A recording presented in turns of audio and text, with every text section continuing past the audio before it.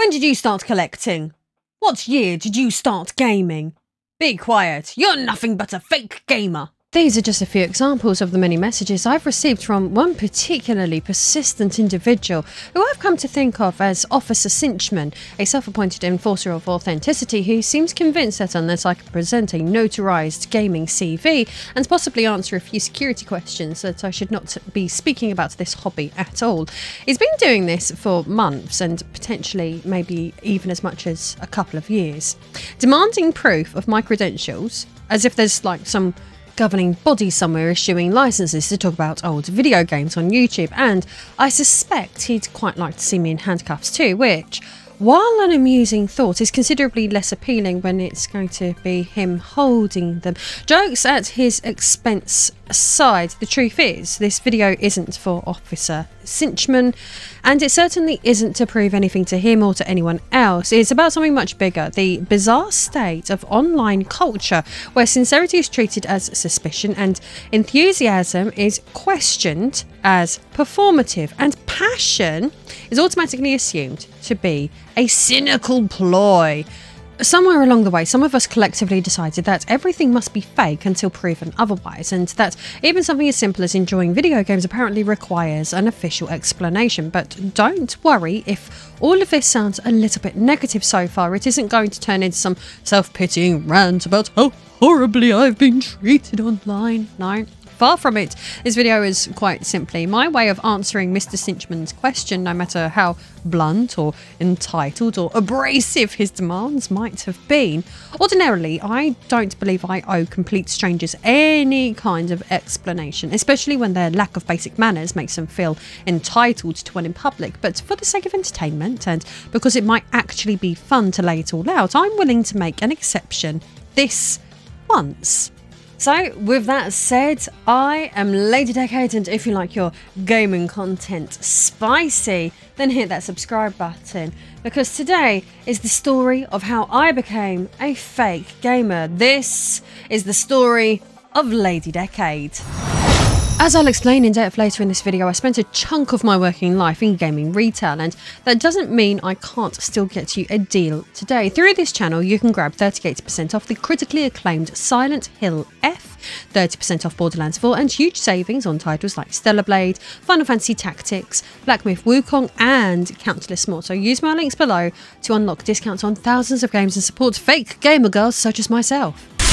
My story with video games doesn't begin with YouTube or even my own consoles. It begins with my grandmother, an 85-year-old woman today, but decades ago, the first person in our family to properly fall in love with gaming. Long before most households even owned a computer, she was tinkering away on a ZX81 microcomputer, which she not only played on but also actually learned to program after enrolling in night classes in the early 1980s. By day, she worked in a factory soldering electronics, so experimenting with technology wasn't a novelty to her, it was second nature. That ZX81, which I still proudly own, was where it all started, laying the foundations for everything that followed. It's oddities like this that make me interested in lesser celebrated platforms such as the Sega Saturn, the 3DO and Amiga CD32, all of which I've recently reviewed over on my new channel Lady Arcade, which you can find via my pinned comment. As for my story though, my grandmother later brought home a Super Nintendo and a Game Boy, and some of my earliest, happiest memories are of sitting beside her playing Donkey Kong Country, Kid, Clown and Tetris. She was driven entirely by passion and curiosity, and she never once felt the need to conform to anyone else's expectations. That made her stand out even more, particularly in an era where most women her age were far more interested in knitting patterns than microchips. But aside from spending time with her, I have other gaming memories instigated by other family members too. You see, like most people with Gen X parents, mine eventually divorced, and in the slightly chaotic period that followed, my dad did what a lot of separated dads of the 90s did. He tried to make the time we spent together as special as possible. One of the ways he did that was by hiring a Mega Drive from Blockbuster, and I still remember the thrill of plugging it in and playing Sonic and Knuckles, and even The Little Mermaid for the first time.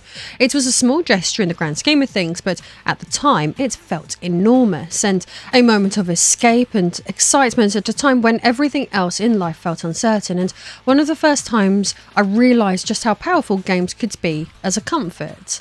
Still, most of my early gaming experiences took place at my grandmother's due to the fact that, as mentioned, she simply loved gaming herself. She passed that same curiosity and enthusiasm down to me, and by the time the original PlayStation launched, gaming had already become something we shared, rather than something I did on my own. When it hit store shelves, she bought one the day it came out, and together we soon played through the Tomb Raider game, solving puzzles and exploring ancient ruins side by side.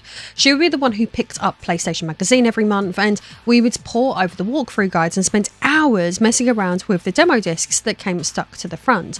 My younger sister, who was about 3 years younger than me and perpetually careless, would constantly leave those discs lying around, and before long most of them were scratched beyond recognition.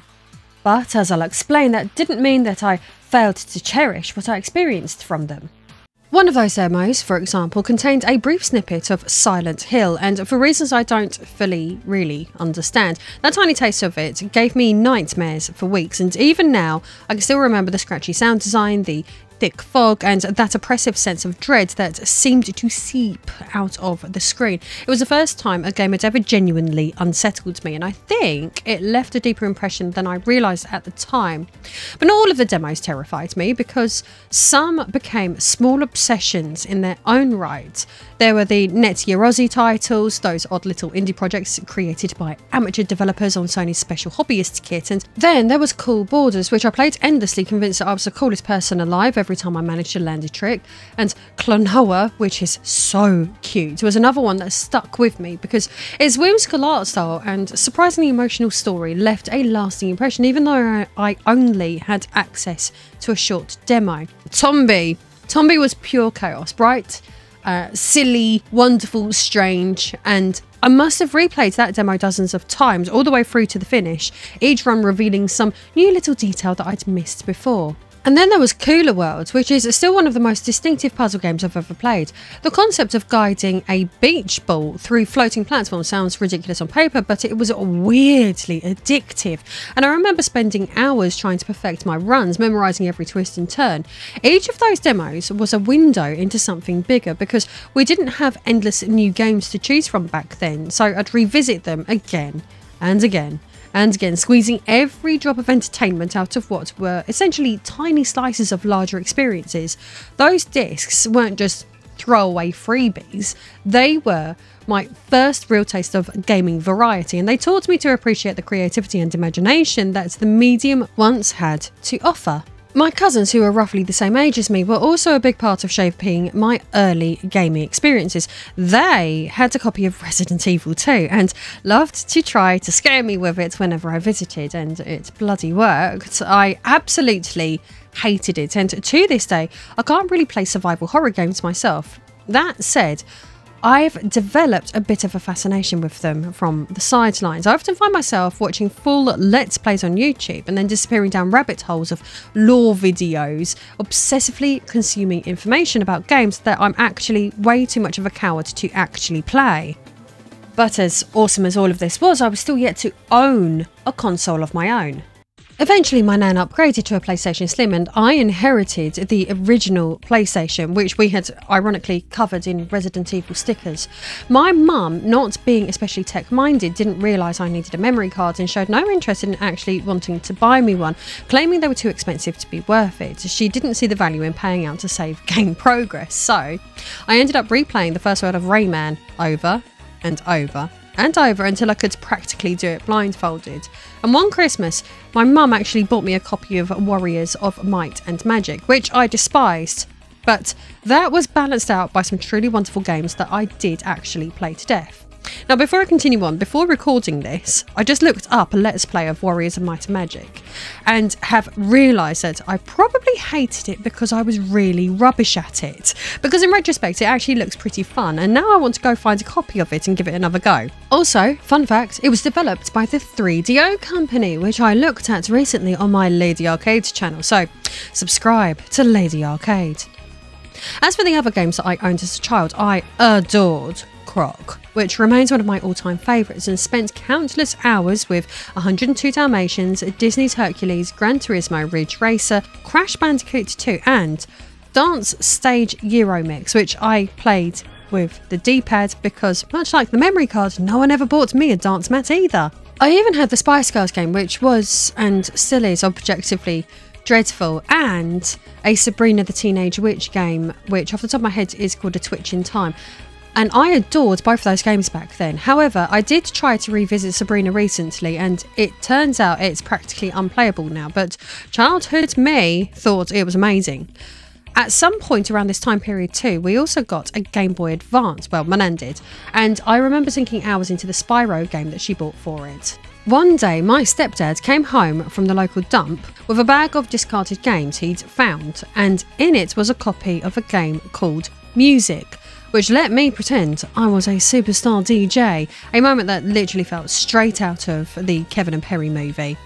Even more importantly, there was a copy of Crash Team Racing and a couple of memory cards, which genuinely changed everything for me because I could finally save my progress. These are the battles of a fake gamer girl, as apparently no one wanted to buy memory cards for their daughters in the late 90s and early 2000s. Aside from consoles, there were always PCs at both my parents' houses, and I used them for gaming just as much as I did the living room machines. And when I was about 9 years old, my dad decided to put the family PC in my bedroom, which in hindsight was an incredibly generous thing to do, but at the time it filled me with absolute dread. For reasons that I can't properly explain. I was terrified I'd somehow break it just by touching the wrong key or clicking the wrong thing. Once I got over that fear enough to actually play something, I spent hours on The Lion King. And this isn't the platformer, I'm on about like this strange puzzle game that I'd been bought, and it was simple, it was colourful, and to me at the time endlessly replayable. My first proper obsession came a little later with Delta Force Land Warrior. It was the first time I'd ever truly lost myself in a campaign, completely forgetting about the real world outside the monitor. I remember getting into trouble once when a friend came over because I refused to stop playing mid-mission, and I simply had to see it through, even though I'd done it loads and loads of times already. And that game ignited something in me, and for the first time I wasn't just playing games for fun, I was strategizing and planning and fully immersed in a virtual world that felt like it mattered. Then came Roller Coaster Tycoon 2, a game that still holds a special place in my heart. I spent countless afternoons designing increasingly ridiculous theme parks, obsessively tweaking layouts and budgets, and trying to engineer the perfect guest experience, or disaster. Alongside all of that was The Sims, which, like many young girls at the time, became a constant presence in my gaming life, and actually still is to this day. I was completely hooked on the idea of building houses and shaping families and micromanaging every detail of their lives, and I would spend hours meticulously designing the perfect home, only to set it on fire or trap someone in a pool without a ladder just to see what would happen. It wasn't just a game to me, it was a sandbox for creativity and interior design and control, and a way of experimenting with choices and consequences in a safe little digital world. It became one of those rare games that never truly left my rotation, and even now I still find myself sucked into that addictive loop of building and storytelling and experimentation. Those early PC experiences weren't just fun, they shaped how I think about games, and they taught me patience, they taught me creativity, problem solving, and how to lose myself completely in a virtual world. And they showed me that gaming wasn't just a hobby, it was quickly becoming a fundamental part of how I engaged with the world around me. But little did I know at the time that my affinity with gaming would only grow stronger the older I got. When I was 17, I'd already had my fair share of part-time jobs to earn a bit of pocket money. I'd done paper rounds, I'd spent time behind the counter of a chocolate shop, and even worked as a paintball marshal, a job that mostly involved watching grown men shout at each other in the woods, and me getting to shout orders at them and give them the rules of the games. Oh, and I also spent a stint in the kitchen as the kitchen bitch, where I cooked all the food, and I actually quite liked that because, especially in the wintertime when it was really cold, it was warm in that kitchen. But anyway, I'd never at that point set foot in corporate retail. That changed in the run-up to Christmas of that year when I managed to land a temporary position at Game Station for the first time, and my love of games and my working life finally overlapped. And what made the whole situation amusing was that 2 of my college friends also applied for the exact same job position despite having no real interest in games at all. In fact, they deliberately posed as gamer girls purely because they thought that the GameStation brand's alternative image and its ties to goth culture made it a cool place to work. However, hilariously, the branch manager saw straight through their bullshit. I was told outright that the reason that I got the job over them 2 was because I showed a genuine passion and knowledge of gaming, something that couldn't be said for a few of the other applicants. During the interview, they asked me one of those classic, highly ridiculous questions. If you could be in any video game, which one would you choose and why? And in a moment that still makes me cringe very bad, I blurted out, Devil May Cry, because Dante was the sexiest game character I'd ever seen in my life. Like, hardly the most profound answer that they'd ever heard, but he laughed and clearly it was enough, or maybe I was just like, you know, the best of a bad bunch. The job itself was great fun. I took strange amount of satisfaction in lining the games up in perfect alphabetical order. I genuinely enjoyed the oddly therapeutic process of shrink wrapping them, and I adored my colleagues who more or less adopted me as their little sister at the time. I've got nothing but fond memories of that job and the people that I worked with. It was amazing. One of the real highlights of that time was being a part of the Wii launch, which felt like being right in the middle of a cultural moment. There was a genuine buzz in the air, queues snaked out of the shop, people were giddy with anticipation, and even the most casual customers seemed to want a piece of the action. And it was the first time I'd witnessed the excitement of a console launch from the inside rather than as someone on the other side of the counter, and it was infectious. Every delivery felt like unwrapping a treasure, every pre-order collection was a little event in itself, and the conversations with customers were electric because for once gaming wasn't some niche interest, it was everywhere. It was a brilliant time to be working in games retail, and I remember thinking how lucky I was to be a part of it, even if my job that day was repeatedly explaining that no, we didn't have any extra Wii remotes in stock. It was around this time that I met my future husband Richard, a gentleman that you might now recognise as the Top Hat Gaming Man. We hit it off instantly after meeting on a night out, one of those slightly chaotic evenings where you're not entirely sure how you ended up in the place that you're in, but you're kind of glad that you did. And what might surprise you is that I was the one who made the first move, and I asked him out.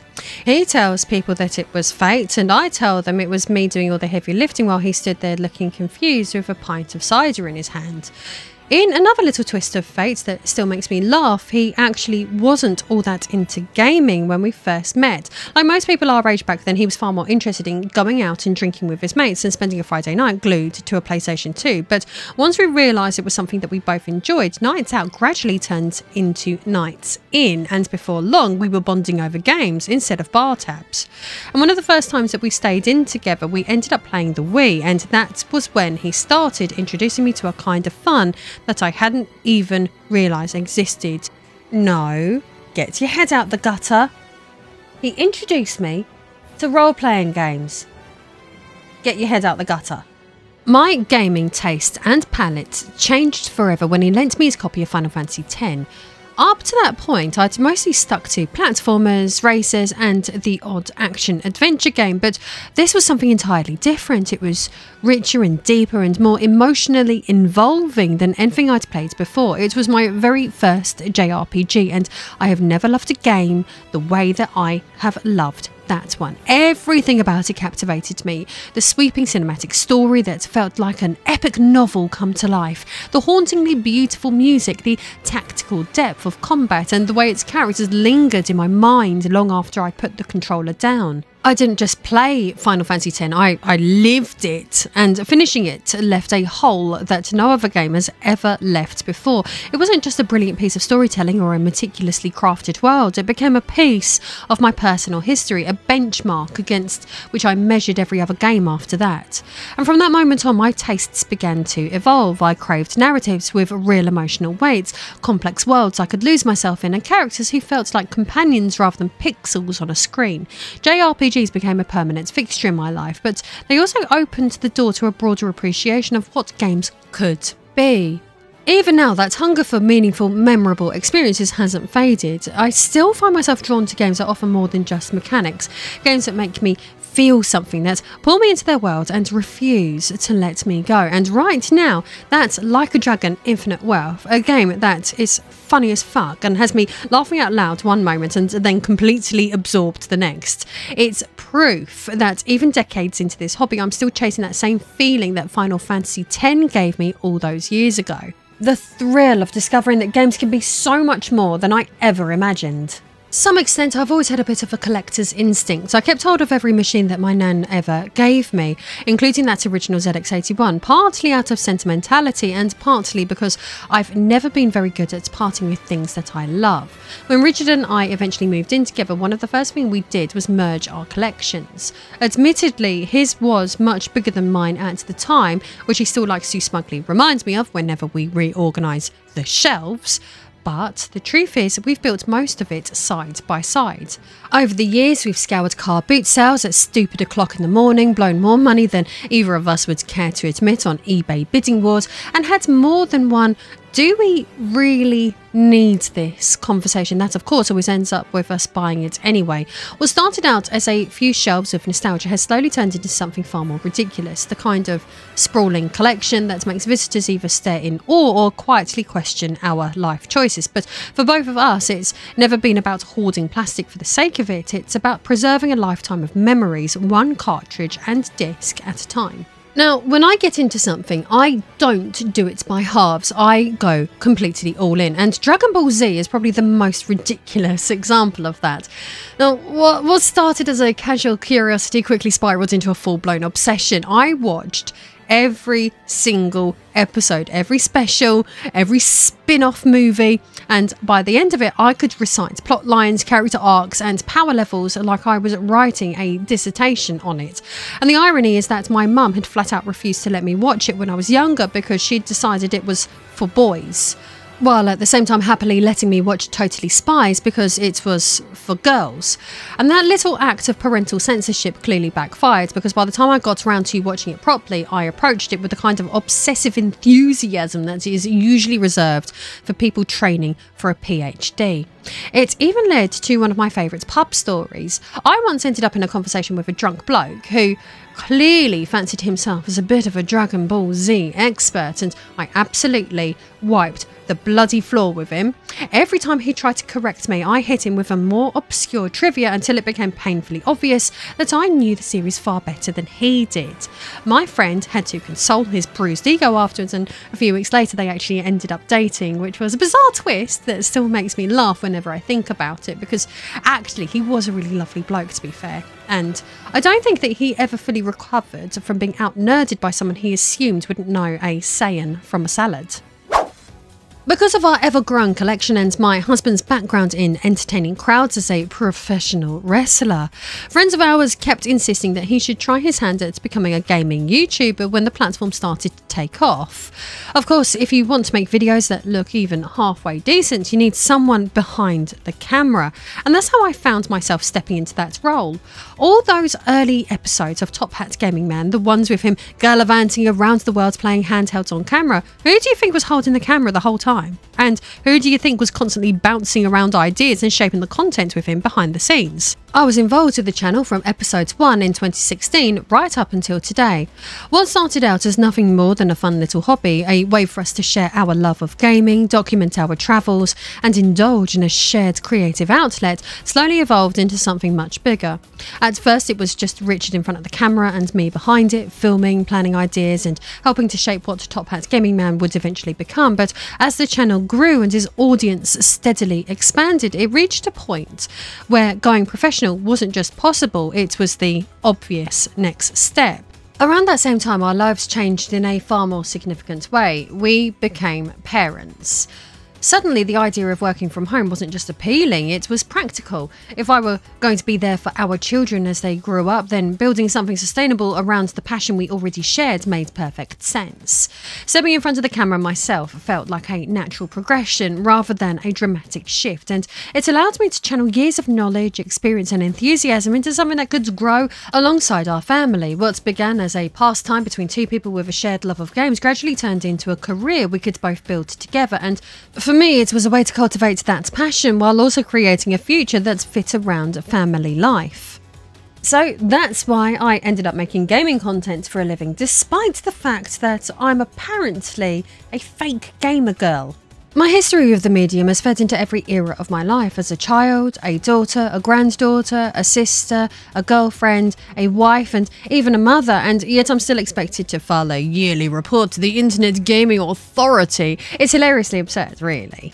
What fascinates me most about people like Officer Cinchman isn't so much his opinion of me. I couldn't really care less about that. Is this bizarre belief that strangers online owe them proof of authenticity on demand, that the burden is on me to present my credentials for inspection whenever they click comment.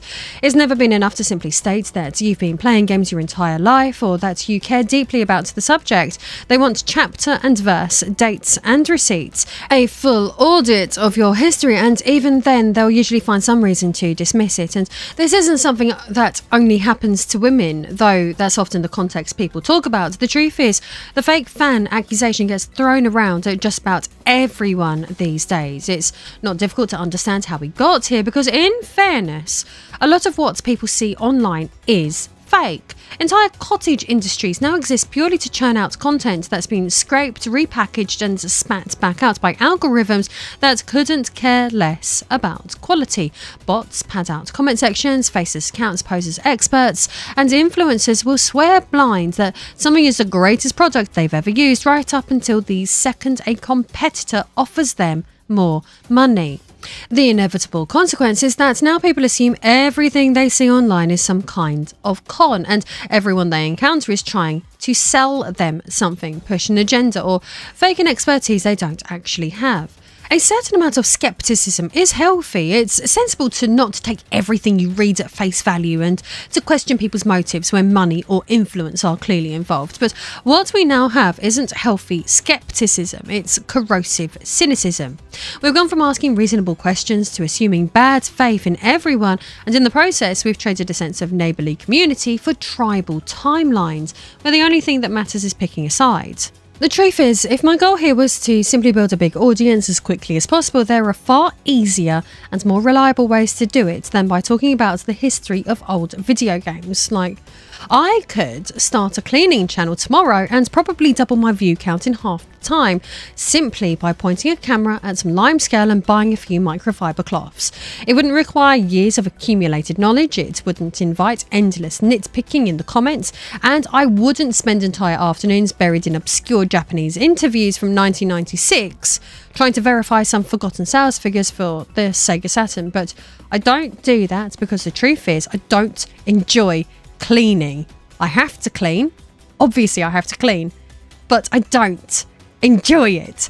But I do enjoy this. I enjoy researching, writing, filming, sharing what I've learned about gaming history, and even though it's one of the most competitive and oversaturated and thankless niches on the entire platform, it's partly due to this that I have started Lady Arcade, a brand new channel dedicated exclusively to the past and my passion for retro gaming. The reason I keep showing up, keep putting the hours in and keep talking about this stuff even when it would be easier not to, is because it isn't just a job or a content strategy, it's who I am.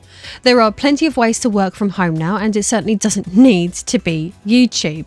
Genuine passion is usually obvious if you pay attention to consistency over time, because someone who's faking it tends to lose interest or contradict themselves sooner or later, whereas someone who truly cares will keep showing up year after year, even when the algorithm isn't rewarding them for it. Above all, look for love of the craft. That's the thing that you can't manufacture, and it's the one thing that always shines through in the long run. And maybe that's the best way to push back against all of this corrosive cynicism, simply by sharing the things that made us all fall in love with this hobby in the first place. So I'd genuinely love to hear from you in the comments. What's the first gaming memory that stuck with you? Was there a demo disc that scared you half to death like Silent Hill did to me? Or maybe you've got your own games that nobody talks about but that you absolutely adored. Because if we focus on those stories, if we talk about what we love rather than who's allowed to love it, the hobby would be a much more pleasant place. So, if fake gamer girl is the best insult people can come up with, then fine, I'll take it. If it means falling in love with games as a kid and never shutting up about them, spending decades playing, collecting and analysing them, and then building an entire career talking about them online, then yes, I'm absolutely guilty as charged. Don't forget that through this channel you can grab 38% off the critically acclaimed Silent Hill F, 30% off Borderlands 4, and huge savings on titles like Stellar Blade, Final Fantasy Tactics, Black Myth Wukong, and countless more. Use my links below to unlock discounts on thousands of games and support fake gamer girls such as myself. And if you really love what I do, you can access my behind the scenes cosplay library and more by becoming a backer over on Patreon. Or if you are simply looking for more gaming content, go and check out my latest upload on the Amiga CD32 on Lady Arcade. Click the link on the screen now and I'll see you again soon.